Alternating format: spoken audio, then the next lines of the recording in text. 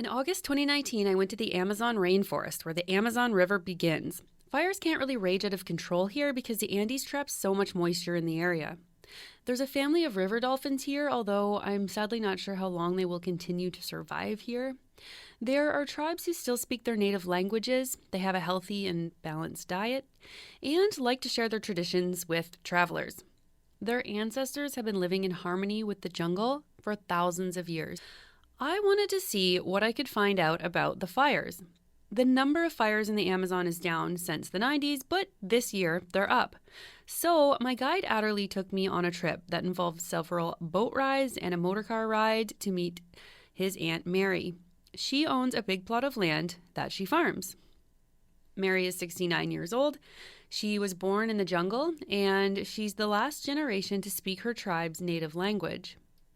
She took me on a walk through her farmland, and I could not keep up to her in the sweltering jungle heat despite being half her age. She burns small plots of land and plans the burns with the rain so the burn doesn't get out of control. Big timber doesn't burn, so it needs to be cut. The fires clear the rest of the jungle, so it ends up looking like this in plots. Next to the plots is jungle that's already grown back, except for the canopy, which is the biggest problem with clearing land like this. The canopy might not ever grow back. There's go rice here. ¿Y otro más?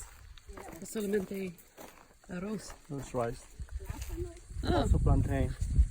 Sí. Se llama yuca también. Yuca as well. Saba. ¿Para cuántos años? ¿Tres? ¿Por cuánto tiempo? 3 months. Everything I read about the Amazon Rice, fires they have says the jungle is being burned for beef production. Well, But they this do with all isn't the entirely true. Trees here, they'll sell the wood? I saw plots of the Amazon rainforest being burned for bananas, yucca, cacao, and coffee. You don't typically see yucca and cacao in raw form in North America or Europe, but we do see tapioca, and we definitely see a lot of chocolate. Some people make chocolate. If you gave up eating I think beef, here- but still consume coffee and chocolate, you may want to look into where that coffee and chocolate comes from. Mary's bananas don't travel to North America or Europe. They stay local and only require a tiny bit of fossil fuels to get them to market.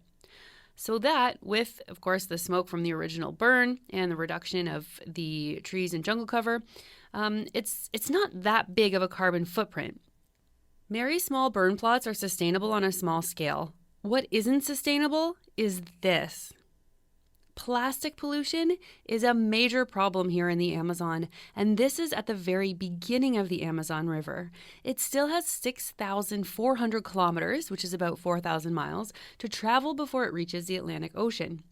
The Amazon is polluted with plastic before it even begins. But where is all this plastic pollution coming from? Well, to start, there's no clean drinking water here. Locals and tourists have to buy it.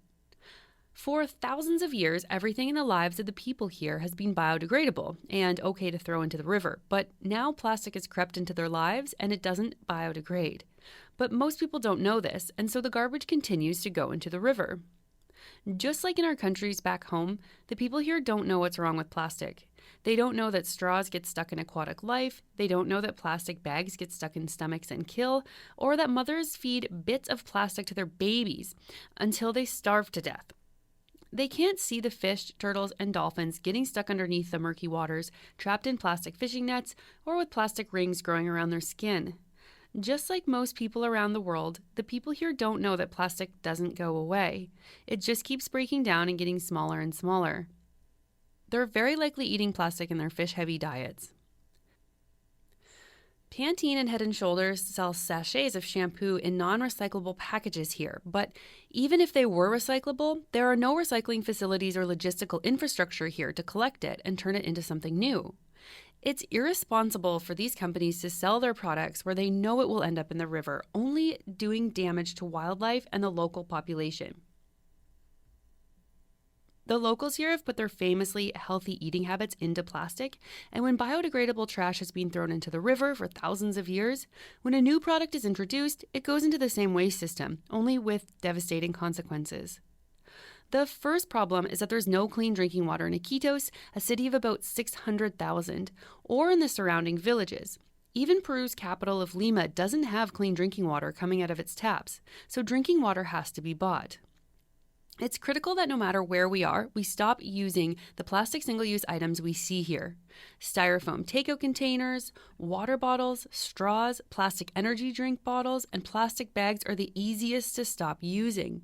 Not only does plastic kill wildlife directly, BPA can turn male fish into female fish. So what will that do for the local aquatic populations of the Amazon? Plastic pollution is putting species at risk. Everywhere I look here, I see a mix of ancient practices mixed in with the new. Eco-friendly packaging from ancient times, served on dinner plates with plastic drink containers.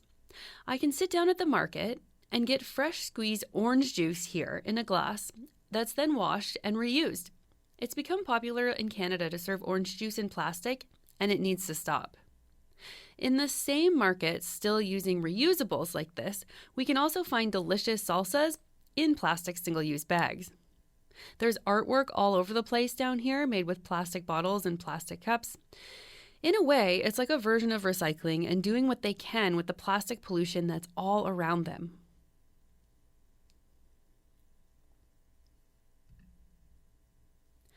I did see 2 signs at local shops asking if people really need plastic straws and bags with their purchases, but I don't think it's enough. The Amazon River is home to the rare pink river dolphins, but I'm worried that they aren't going to last with all this plastic in their habitat. I've seen them in the waters in front of Iquitos and gray dolphins in a town called Nauta, where the riverbanks were lined with trash. They could be getting plastic caught in their intestines or around their beaks like this one. We need to urgently raise awareness in the Amazon about plastic pollution before it's too late. If you go to visit the Amazon, make sure you bring your own water bottle with a mini filter and try not to accept anything in single-use plastic down here. It's possible. We just have to think about it first. If you'd like to donate to the Zero Waste Countdown Initiative, we are a registered Canadian not-for-profit, and I'm working with Adderly Chota Perez, who was born in the jungle, and together we are raising awareness about the dangers of plastic pollution around the Amazon River. Your donation will be used for a communication program in Iquitos in 2020.